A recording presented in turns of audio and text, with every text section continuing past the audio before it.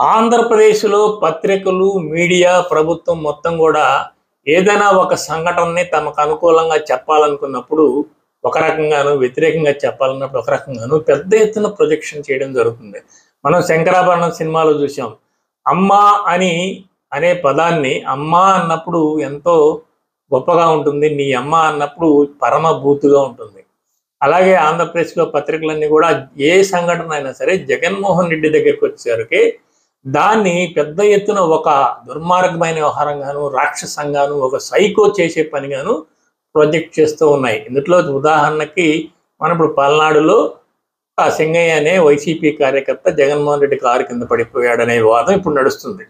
అయితే చంద్రబాబు నాయుడు అధికారంలో ఉన్నప్పుడు 2015లో పశ్చిమ గోదావరి జిల్లాలో ఆయన పర్యటన జరుగుతున్నప్పుడు ఆ పర్యటనలో రోడ్డు పక్కన నిలబడిన ఇద్దరు మహిళల్ని చంద్రబాబు నాయుడు కాన్వాయ్‌లోని ఒక కారు గుద్దింది. మంగమ్మ, దేవులమ్మ అనే ఇద్దరు మహిళల్ని. ఆ మహిళల్లో ఒక ఆమె గాయపడింది, ఒక ఆమె చనిపోయింది. రాజమండ్రి హాస్పిటల్‌కి కూడా చేర్చారు హుటాహుటిన. వెంటనే చంద్రబాబు నాయుడు గారు చనిపోయిన మహిళకు ఇందిరమ్మ ఇల్లు కేటాయించారు. ఆ కుటుంబానికి 5 లక్షల ఎక్స్‌గ్రేషియో ఇచ్చారు. గాయపడ్డ మహిళకి 2.5 లక్షల రూపాయల హాస్పిటల్ ఖర్చు కింద ధన సహాయం చేశారు. ఇదే సంఘటన పల్నాడు పర్యటనలో జగన్మోహన్ రెడ్డికి జరిగింది.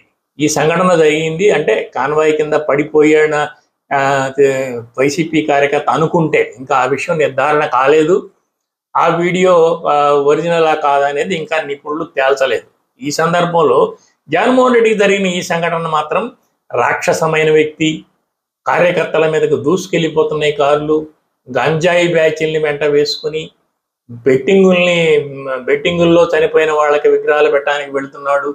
ఈ రకమైన విపరీతమైన వ్యతిరేక ప్రొజెక్షన్‌ని తెలుగుదేశం పార్టీ అనుకూల మీడియా చేస్తుంది. ఇది ఎంతవరకే కరెక్ట్?